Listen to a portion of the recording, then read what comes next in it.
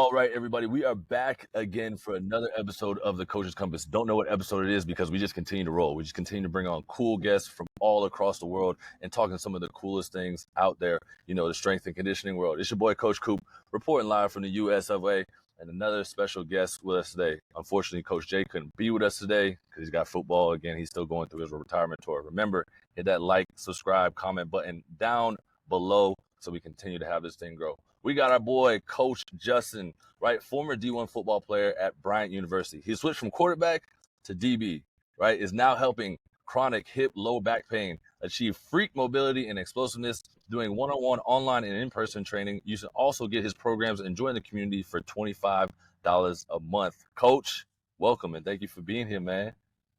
Yeah, appreciate you. Appreciate you. Yeah, man, I'm excited to get going, break down some things, see what you got for me. So, bro, former athlete, now you go into the strength and conditioning world, the fitness world, whatever world you want to call it, this side of the world, this industry. What got you into it, and what was it like transitioning into it? Yeah, so at Bryant, I played quarterback in high school, receiver my senior year, and then I had like one game of safety film. Went to Bryant University, was playing safety there, had a good opportunity for myself, was dealing with like chronic, that hip and low back pain for a little while, and was going to PTs, chiropractors while I was at Bryant. I was dealing with my PT on my team and my strength coach and things like that, just working with different things.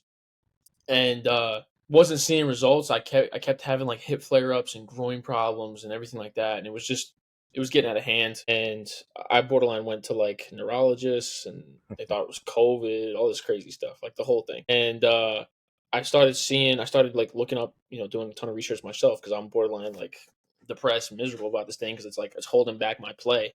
And I wasn't an athlete that was on full scholarship or anything like that, not even close. So Right, so this ruined your opportunity right here, right? You know what I mean? Like it's holding you exactly. back. Exactly. I did get to a point where I did like, get a shot in game. I got a tackle, and I was like, right, this is amazing. 2 days later, I'm in the ER, like nerve pain down my side of my body. So yeah, I mean, it's been a roller coaster. But when I was doing research, I found knees over toes guy, 8 different coaches, Keegan Smith, Ben Clairfield, Charles Poliquin, all these coaches, strength coaches that talked about things from a different perspective that I ever heard before compared to the training that I was doing, and started implementing those principles into my training personally, aside from my strength coach, and started seeing results fast. And I'm like, dude, why haven't I been doing this for a very long time? And the more that kept doing it, I was like, okay, my teammates want to do it now. That now I'm coaching them, and then yeah, it was amazing thing, and I saw results fast. And then I started having some conflict with the team and training wise and COVID protocols. I got like COVID and like a negative test, and like I was stuck out for a long time. And then I went to visit knees over toes guy himself, Ben Patrick, down in Florida to train with him, and I decided to join his coaching network, ATG for Coaches, which was um, yeah, that was very, because I wanted to learn more. I started Right. getting into like the coach's mind, not just the athlete's mind. Like athletes, more often than not, they just want to think about, okay, how can I get better? Like, am I gonna get better? Like, that's it. Like, you know what I mean? Right. But the coaches is like technical side, like, okay, hip extension, right, flexion in this area, like this is eccentric, concentric, like those words that come out in the weight room, like only coaches understand it. And I started getting into that, and I just kept seeing results for myself. Then I started coaching guys, started getting clients, and I decided to step away from football and become a coach, and start coaching some of my buddies that are now, going to the NFL now, which is awesome. But yeah, So, I yeah, mean, getting that coaching terminology is always, a great thing for all the coaches, to go and study, especially people that you believe in. And those, you talk about a lot of coaches that you learn from yourself. You know, what though, it's hard though to let go of football, right? It's hard to let go of being an athlete. And then now you're trying to learn business, right? You're trying to figure out like, how do I become a business person and all that? How did you do it? yeah. So to be honest, when I was at school, when I was learning ATG and learning from Ben Patrick, I learned from a mentor of mine that I hold dear to this day, is Keegan Smith. He basically was Ben Patrick's mentor when he was trying to grow his brand, and I decided to join his network called Uncommon Success. It's an amazing. It's just a it's a men network that basically he helps build online businesses and coaching and I learned directly from him because he was the man to go to. He coached Ben Patrick and how to grow his page, right? And he's coached many other coaches. Like, I don't know if anybody's ever heard of Range of Strength, Graham Tuttle, Lucas Aaron, these guys in the space that are high followings and everything like that, and they've made a big impact on the strength training world. All came under Keegan, and so I decided to pursue his mentorship and never look back, and that's kind of how I built my brand and been able to make a successful training business that keeps growing, by month. Uh, so yeah, I just thank him. Yeah, I mean, we see the business, right? You see your Instagram and everything, like it's growing fast, it's moving quick. How much humility and humbleness did you have to take to, ask somebody for help? Because you remember, like you said, you're a former athlete, and you talk about like we always want to see progress. And you go into the coaching world and the business side, and you're just like, hey, well, like we're gonna be great at it anyway. Like we've done hard things, but like you got to ask somebody else for help now. Like, so what is it like to ask somebody to like look into your own business and give you help? Yeah, yeah. I mean, 100%. I think it's the same as me being an athlete and trusting in a coach, right? So it's no difference. To be honest, though, I'm looking for mentorship at all times because living with humility, but at the same time with that drive and ambition, um, is what makes makes things really really happen quick. And I think that speed kills, regardless if you're in business or you're an athlete in any sport. The faster you are at progressing, you're going to blow past all competition. So I'm constantly looking for ways to not necessarily humble myself, but be grateful for new opportunities of mentorship and teaching and understanding and studying, new strength patterns, new, business techniques, how to give my clients the best product that they are looking for, thinking in the athlete's mind, right? Tapping into, how do I tap into that kid that I was in college? How do I think back to what I was thinking about and what I was looking for? These are some of the things that I've learned through the mentorship that I've been given. On top of that, you say you tap back into the athlete mind and trying to help, the younger athlete who you were back then. What do you think, because we talked a little bit about off air, the hate you get on a daily basis and all the stuff you get coming through, right? What do you think is helping you though, set you apart from all the other coaches out there and help you achieve success? Right? Because that's a huge thing for a lot of our coaches out there that are trying to, go down that business path of maybe being online or being in person, or maybe they're at a general population gym, whatever it may be. What's setting you apart? Yeah, faith in you know belief in something bit greater than me has been the main force. You also have to sit and think. There can't be positive without negative, and you have to think about duality in everything that you do. And I think that when people think that they can only live a positive life, they're delusional. There will be ups, and there will be downs, but how you look at the downs is how you continue to get the ups. But accept the downs and accept the hate and accept the evil that can be in your life, but also at the same time learn from it. Like some of the hate that I get, some of the guys that come at me or whatever it is, like I'm learning something. Like I'm going to improve my content because I don't want athletes to get this perspective as either, right? But in reality, athletes don't really care about the technicalities of training. They just want to get better. And how I explain something, just because somebody will knock it as a coach, yeah, cool, you can knock it. But like I've just made ridiculous results of myself, and I'm a living proof of my product. And that's really all that matters if you're going to help athletes. Because all I want to do is help athletes. I don't care too much about helping coaches coach their athletes, right?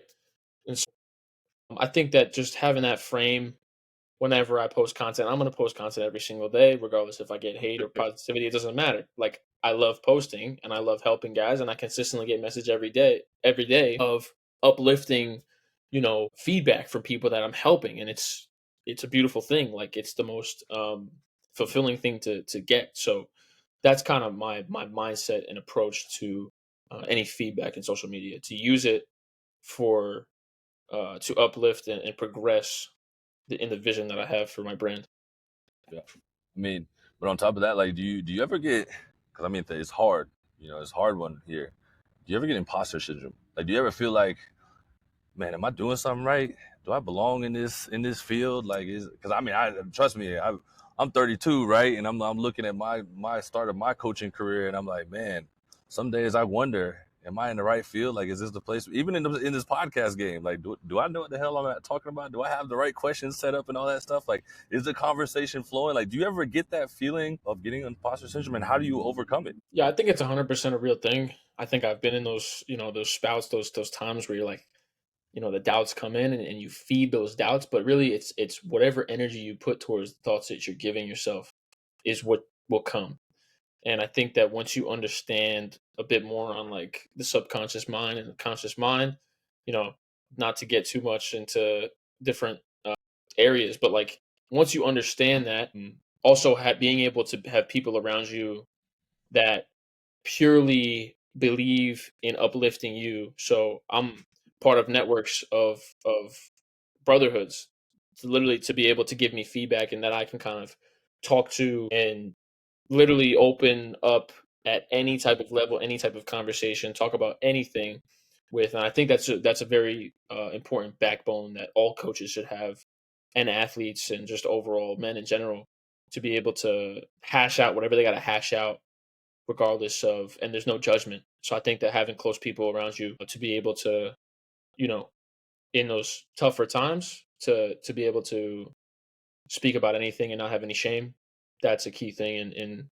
uh, keeping yourself level for sure. 100%. I mean, it's hard though for a lot of men to come out and actually speak up about their feelings and everything like that, and then be able to navigate actually what they're feeling. Because we're I mean, I think the younger generation, so y'all's generation and everything like that, y'all are getting better at it, right? My generation and older, we don't talk about shit, bro. We're awful at it. You know what I mean? We trying to mask everything and put a band-aid over it and just keep moving on.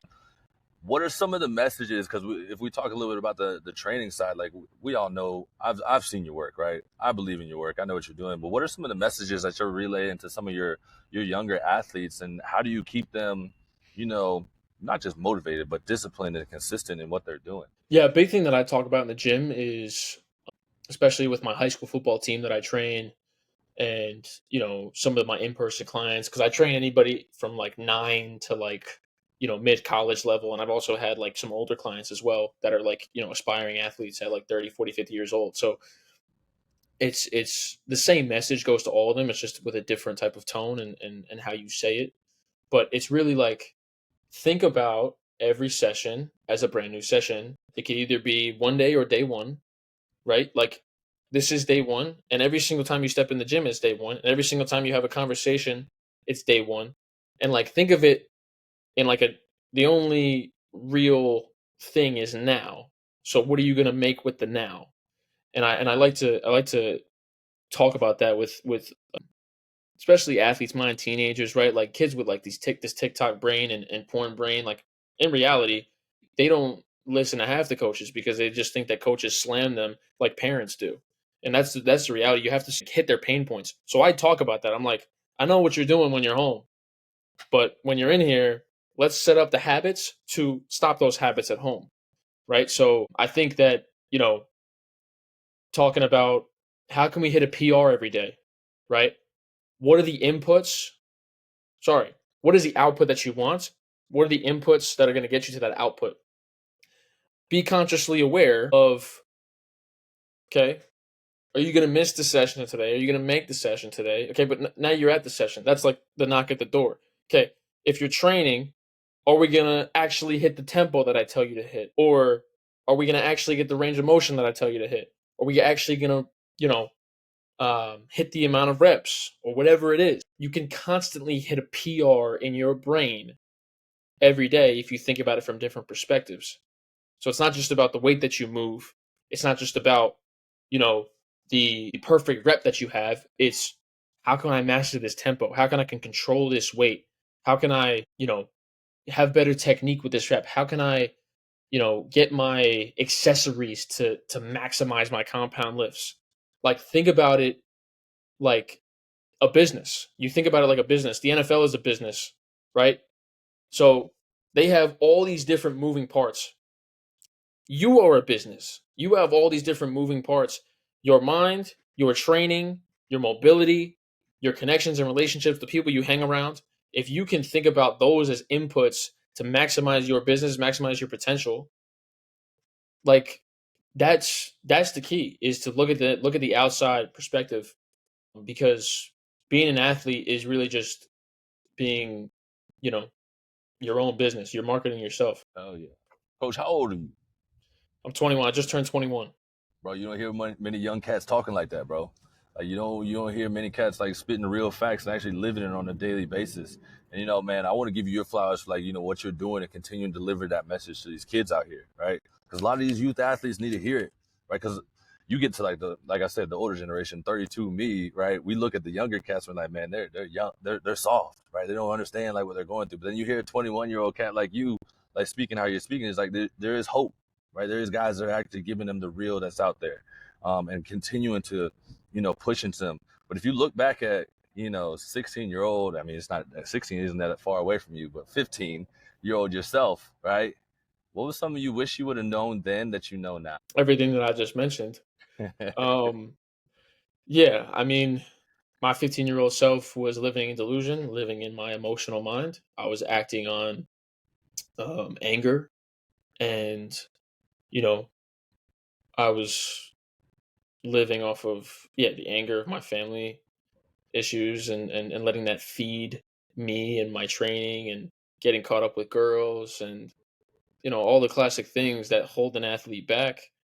You know, I was doing those things and acting like it was fine, and acting like I work harder than everybody else, but in reality, maybe I wasn't, or maybe I was, and maybe I was, you know, thinking that working hard was just hitting the extra 50 push-ups, not actually thinking, how can I be more athletic?